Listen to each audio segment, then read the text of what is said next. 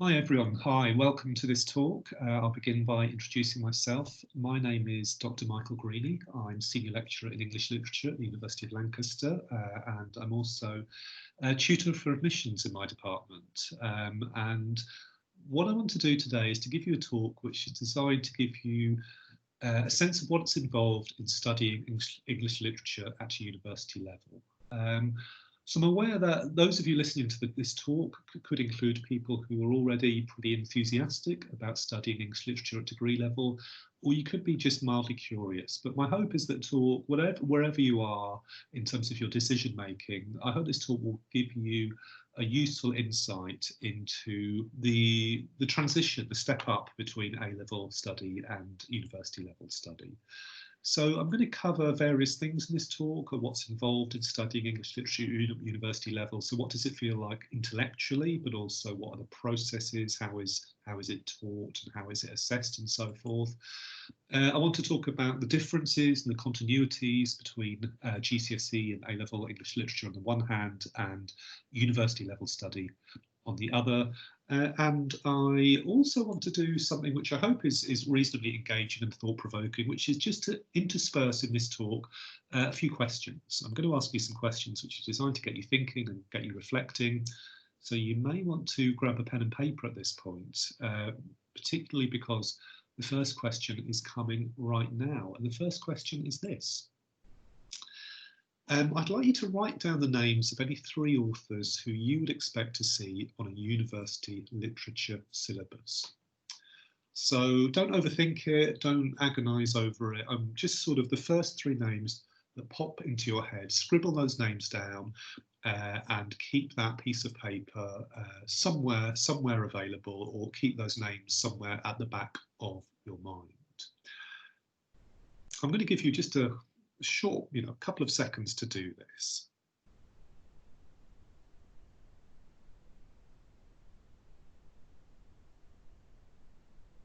Okay, so hopefully you've brainstormed and scribbled down three names, possibly more than three names. Why have I asked you this? Why have I asked you to identify these people? I'm going to come back to that. I'm going to keep you on tenterhooks. Let's move on. Let's move on for the time being.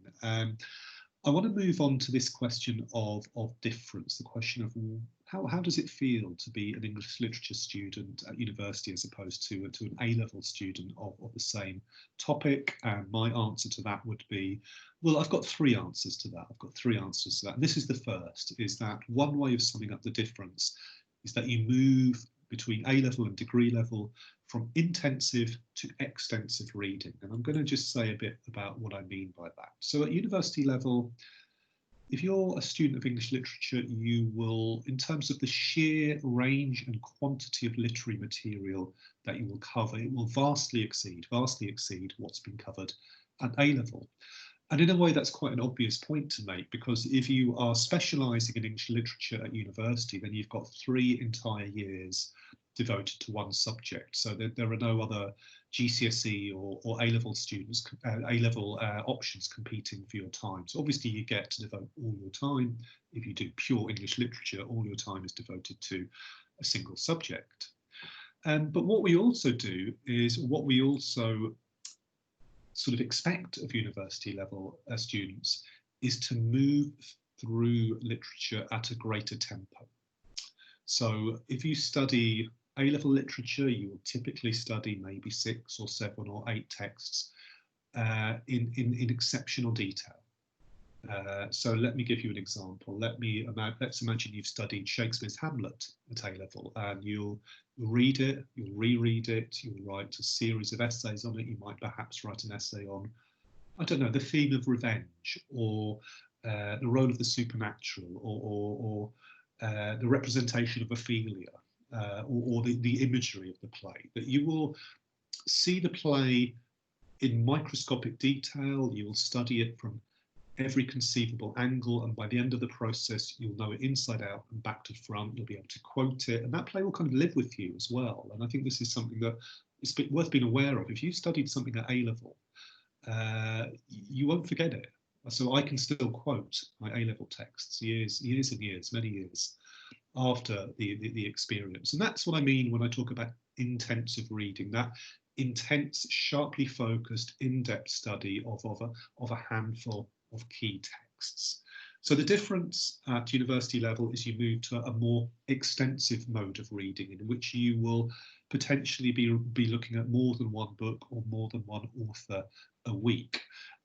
You will, over the course of 3 years, cover dozens of authors and texts, and often in the context of the study of broad literary periods. You might do a term on Victorian literature, so the literature 1837 to 1901. You might do a term on Gothic or dystopian literature, so a term on a particular genre. So covering more material at a higher tempo. So the school student, say, who studies Hamlet inside out and back to front from every conceivable angle, I want you to compare that person with a university undergraduate who studies Hamlet and in the following week studies Macbeth, and in the following week Othello, and then in the following week King Lear. What you will have done there is, rather than reading Hamlet over and over again, is read 3 texts that have a family resemblance to Hamlet. All of those 3 other texts I've mentioned, Othello, King Lear and Macbeth, they make up, together with Hamlet, Shakespeare's 4, they're often called his 4 great tragedies. And in a way, they're versions of the same story. They're the story of the downfall and ruination of an illustrious person.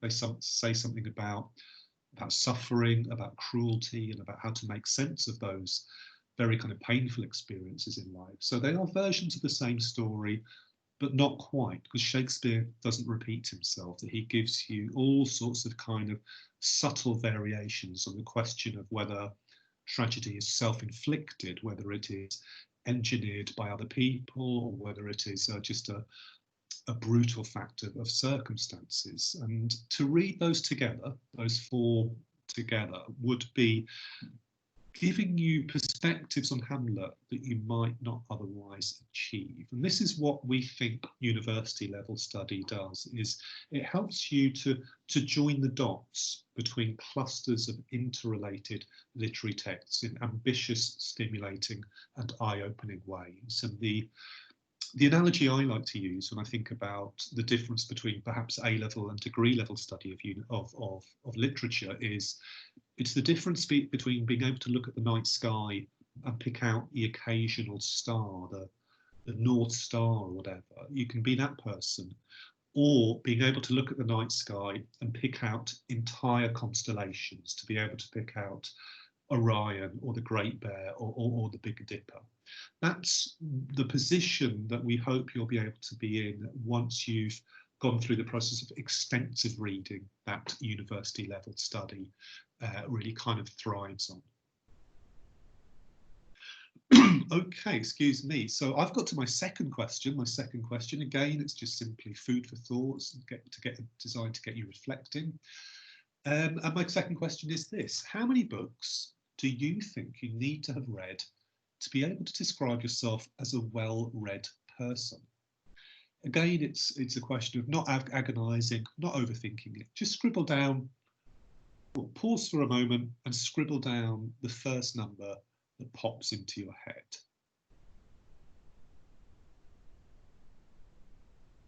Okay, so why am I asking you this particular question? Once again, I think it's an interesting question, but I'm going to keep you ever so slightly on tenterhooks. I'm going to come back to that question a bit later in the talk.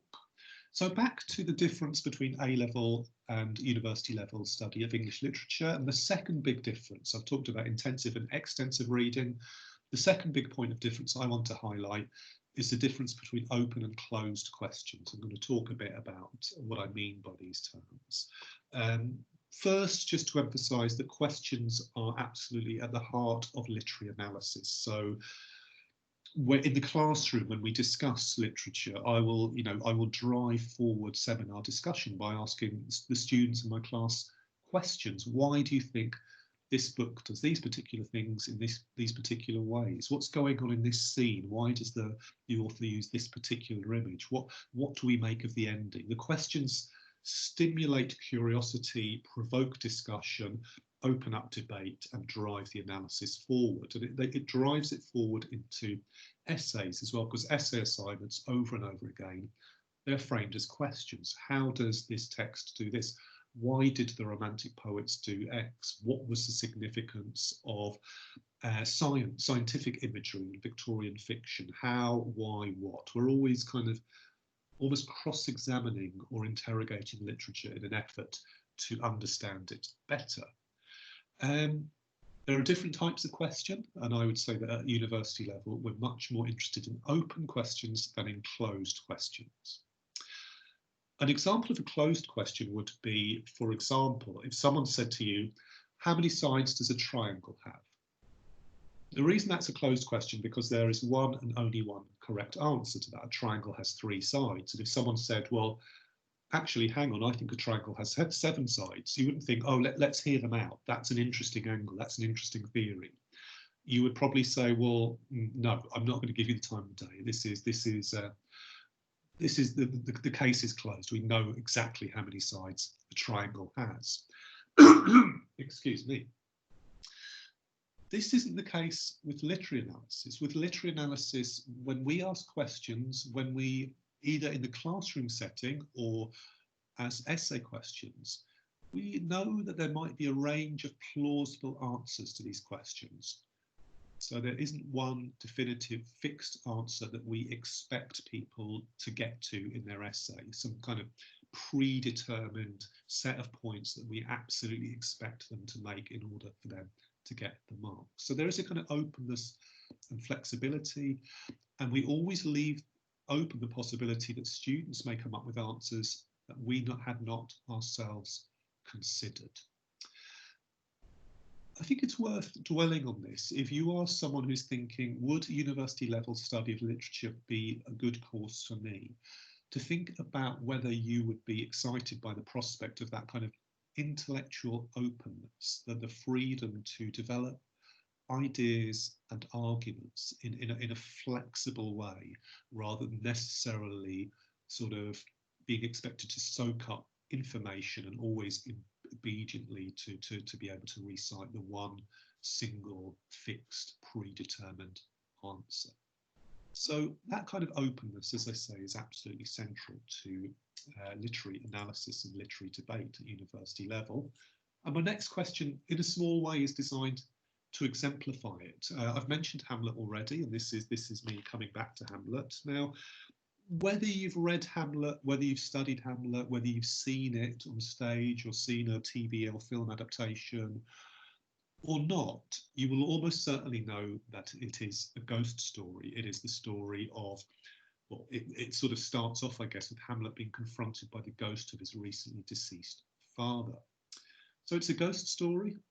But what's interesting about the play, or one thing that's interesting about the play, is that a rather large number of people lose their lives in the course of Hamlet, but only one of them gets to come back as a ghost. So Polonius, Ophelia, Laertes, Gertrude, and several other unfortunate people in this play do lose their lives.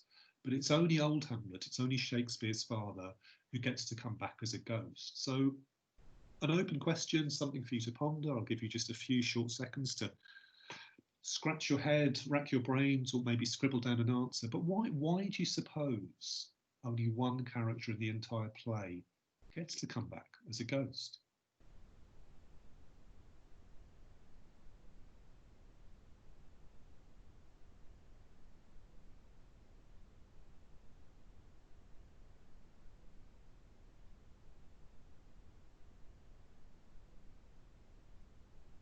Okay, again, I'm posing this question not because I have in my mind a correct or definitive answer, but what I have is, first of all, an appetite to know what people think, that I would very much like to be able to ask this question to a group of undergraduate students, maybe give them a short while to think about it, just as I've given you guys a very short while to think about it, and then ask people to report back and to share their ideas. What you might find is a degree of consensus. What you might find also is perhaps disagreement. We might find we have incompatible theories about the role of ghosts in the play. But that really is the fuel for discussion and the fuel for debate. And I think it would be an interesting debate to have, not least because it would take us in very interesting directions. So one I guess question it raises, further question, is is there almost like a kind of hierarchy of deaths in Hamlet? So if you're important, you get to come back as a ghost. Whereas if you're Polonius, and Polonius is a kind of, in a way, he's a bit of a joke. He's self-important, but we don't take him hugely seriously. When he gets killed by Hamlet, that's it. That's the end. You know, he's just a corpse. So does Shakespeare use the supernatural and the figure of the ghost to kind of imply a kind of hierarchy of human significance? So that's one thing to think about. Another thing to think about, and this is something you would notice if you have been reading extensively, it would be to think, hang on, there are some ghosts in other Shakespeare plays, aren't there? There's, for example, there's Banquo's ghost in Macbeth. Julius Caesar, he comes back as a ghost. There's a kind of pattern there, isn't there? There's a pattern of, if we think about it, it's to do with, they're all victims of political assassination. The political assassination, these are important, powerful people who are murdered, but the murder won't stay buried. It won't stay hidden. It's a story that almost needs to be told, and it's the job of the ghost to come and tell, in a way, to tell the story. So one thing Shakespeare seems to be doing with the supernatural in these plays is saying that when there is a crime that is so heinous, that is so grotesque and gruesome, that it's almost like a crime against nature or a crime against reality itself, that creates a kind of distortion of reality that takes you from the natural into the supernatural. So I'll stop there, but what I was beginning to do there is just beginning to join the dots between a cluster of Shakespeare texts, between Julius Caesar, Macbeth, and Hamlet. Think about some of the common denominators between them, and think about the issues that those common denominators raise. Is there something about the way Shakespeare uses the supernatural that tells us about his kind of fundamental ethical and political principles? So I'm beginning to plan something that it could be an essay, it could be a project, it could be a dissertation, and it would lead hopefully in interesting and unpredictable directions. And crucially, what I probably next need to do is to think, okay, many other people apart from me will have written on Shakespeare and the supernatural, on Shakespeare and ghosts, and on Shakespeare and political assassination. It's time to get digging around. It's time to find out what's been said about those particular concepts and issues and tropes, and how I fit into the debate. Is there something, some kind of angle, some kind of niche that I can carve in that debate that would be maybe fresh and distinctive, and that would build on what's already being said? So if the process I've just talked through, which is a process from going from one detail in Hamlet about certain people not coming back as ghosts, to a larger project that would involve independent reading and thinking and research and digging around online and in the library and finding out what other scholars and critics have said. If that feels like it would appeal to you, that sort of processes, again, it could be that English literature is a discipline that would appeal to you. So I've said then that there are three ways in which I see university level study of literature differing sort of notably from A-level study of literature. And I would say the third and final one of those is the question of literature itself. Is that if you become an undergraduate student of English literature, you'll almost certainly find yourself devoting some of your time to the question of how you define literature. And that's not an easy question to answer. We all know how to define a triangle. It's a shape with three sides. How you define literature is not so easy. So if I were to give you a book that you've never read before, and I said to you, read this and tell me if it's literature, would you be confident that you were able to make that decision? And would you be confident that you even had the authority to make that decision? Because in a way, we need to ask, who decides what counts as literature?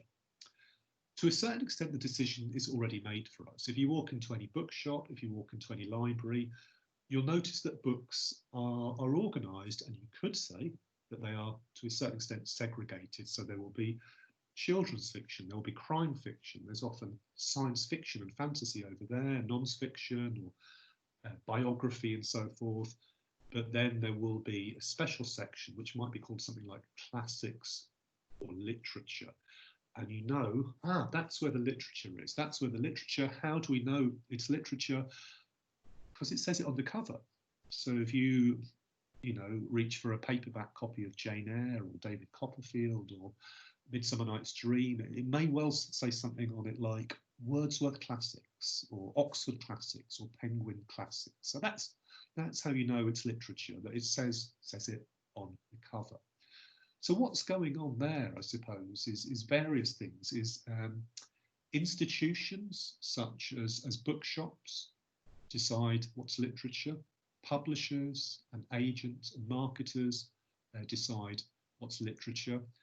And I guess, of course, universities decide what's literature, because if I put something on a syllabus in my capacity as a lecturer in English literature, I'm kind of saying, I'm kind of enshrining that book or poem or play or whatever it is, I'm enshrining it as a special, valuable and prestigious bit of writing. I'm enshrining it as literature. So when you make your decisions yourself about what counts as literature, sometimes that might feel like an expression of pure personal taste. This is literature, that isn't literature. It's up to me, it's in the eye of the beholder. Maybe that's how we should see it. But also we can never underestimate to the extent to which what we read and how we read it and how we evaluate it is shaped in advance by the syllabus, by libraries, by bookshops, by publishers. All of that will, whether we notice it or not, you kind of soak it up, and it's maybe sometimes important to stand back from it and to think, well, do I kind of accept the existing consensus of what counts as literature, or do I want to push back against it and make my own decisions? And one decision to make in that context is to think about where literature ends and where non-literature begins. So if you're thinking about what's literature, you might think, well, yeah, poetry, fiction, drama, all of that's literature, isn't it? Would a graphic novel qualify as literature? Would a podcast qualify as literature? Would a screenplay for a film count as literature, or do they belong in some other category?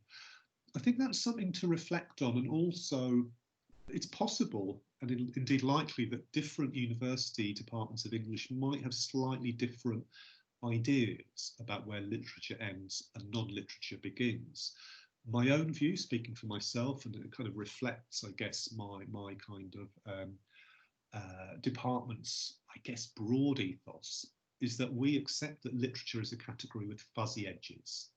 It's never absolutely clear when literature ends and non-literature begins, which is why often in my department, students will write on Shakespeare or Jane Austen or Dickens and writers who are traditionally regarded as literature, but many every year will decide to write on, you could call them non-standard literary texts. So whether it is a screenplay, whether it is a podcast, whether it is a graphic novel. I mean, personally, I find it quite exciting when the idea of literature kind of expands and those fuzzy edges open up a little bit to include a much more diverse range of texts, rather than thinking that we need to hunker down and police things and exclude anything that seems a bit new and odd and different.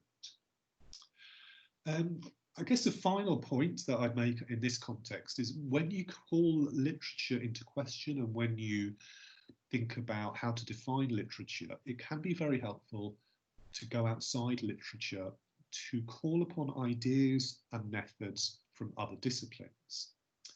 Almost certainly any course in English literature in the kind of university sector at the present is going to include at least some, and possibly a lot, of what we call critical theory. And critical theory may involve, for example, a psychoanalytic or a feminist or a post-colonial or an ideological perspective on literature. So what critical theory asks you to do is to think, well, literary analysis has certain tried and tested methods, which are great, but why don't we also call upon ideas, concepts and frameworks from other disciplines and see if they can make us help make us even better at evaluating, interpreting, and understanding literature. So if you go to psychoanalysis, or if you go to feminism, or if you go to ideological theory, then you're bringing in a kind of cross-disciplinary way, ideas that we think will enliven and shake up and make even more sophisticated your understanding of literary texts. So what does a university literature syllabus look like? Every department of English literature up and down the country will have its own syllabus, so I can't generalise too much, but they will typically subdivide their degree programmes into modules, and a module might cover a particular historical or literary period, such as Victorian literature or contemporary literature. A module might cover a particular genre. It might be Gothic or science fiction or romance or satire. The list is, it's not endless, but it's long. You might have a module on a particular concept or a particular approach. So literature and colonialism, for example, that would be one kind of, you can imagine a term long or a year long module on that topic.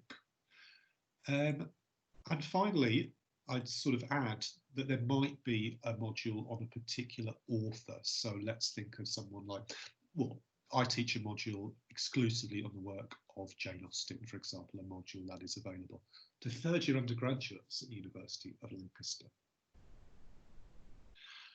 How is literature taught at university level? There will be a range of ways in which it's taught, but it will include lectures. A lecture is a talk delivered normally with some kind of PowerPoint slide presentation by an individual lecturer to an individual lecturer to a large group. That group could be 30, 40, 50, 100, 150 people.